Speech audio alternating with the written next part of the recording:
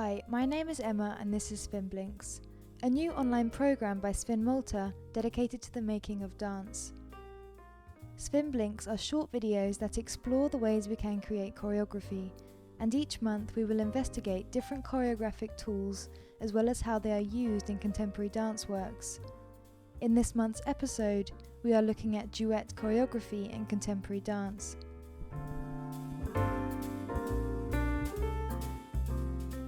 A duet can be narrative or abstract, as well as part of a larger structure or a work in itself. We define a duet as a partnership, but it could also be simply two bodies in a space. If we take this concept even further, a duet could be an interaction between any two elements on stage. It is not necessary for these roles to be equal. Simply a second presence on stage communicates something very different to the image of a single body. Two is obviously the smallest number of dancers necessary to show symmetry between bodies, to create unison, contrast, or any other choreographic device that works by placing different bodies side by side. Most importantly, a duet is the most simplified representation of human relationships in choreography. As well as appreciating aesthetics, skills, or being told a story, we are moved as spectators by the reflections of human life. We relate to human connection and often perceive narratives between two dancers, even when the choreography is abstract.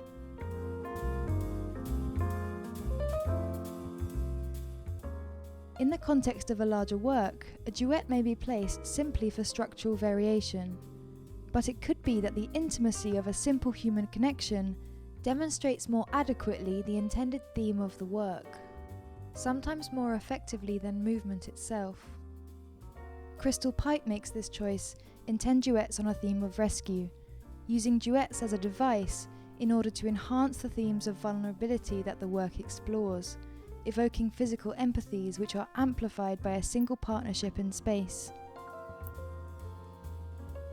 Duet choreography becomes just as much about the space between the dancers and the relationship itself. A seemingly small detail such as how the dancers make eye contact becomes more apparent and can be used to magnify a connection. As an audience, because we so easily find these connections, a choreographer can place two seemingly random events side by side, and by definition, it will be a duet. There will always be a perceivable relationship, whether spatial, timing, or directional correlations, common movements, dynamics, or physicalities, or even a causal relationship between the two, where an aspect of one seems to somehow affect the other. So if any two objects in a space automatically have a relation, then why the need to create a duet?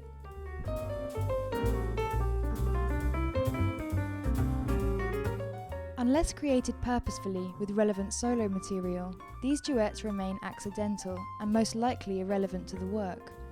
Although this can be a useful method to initiate a creation process, a choreographer can see how different combinations of material may have potential to be further manipulated, added to, and arranged to eventually become a duet.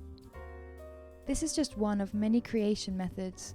The choreographer may prefer to direct the dancers or give them creative tasks. A body placed in space can communicate a lot by simply existing, before a layer of movement is even added, meaning the identities of the dancers could be important. What preconceived notions or bias could an audience have when presented with two certain individuals? Can the work communicate the same if presented on dancers of a different initial appearance, gender, or physical build? Or are these factors irrelevant to the work? Strength, size, and height play a significant role in some partnering, and other times may be unimportant. The movement and skills of the dancer themselves may instead be the main consideration.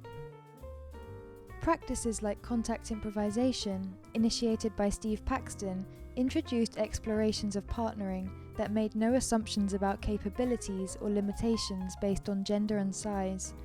As well as being a somatic practice, contact improvisation utilizes body weight and mechanics in order to lift and move, with a focus on the roles of partnering being of equal responsibility.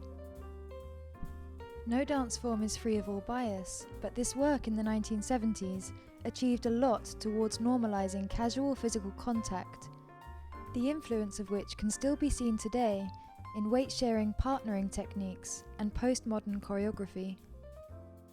Equally, work like that by Edward Locke continued to deconstruct gender norms in dance, those perpetuated by traditional dance forms like classical ballet. He confused gender binary assigned vocabularies by treating the female dancer as autonomous rather than a moldable object, and forceful rather than subordinate. His dancers were described as androgynous. Of course, this definition is only possible when in comparison to already established gender roles in existence at the time. Postmodern dance allows us a more unbiased ability to construct and explore new frameworks, with further possibilities of interacting.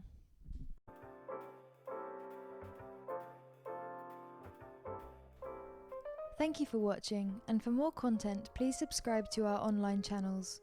Follow us on Instagram and Facebook for more information on our programs and performances.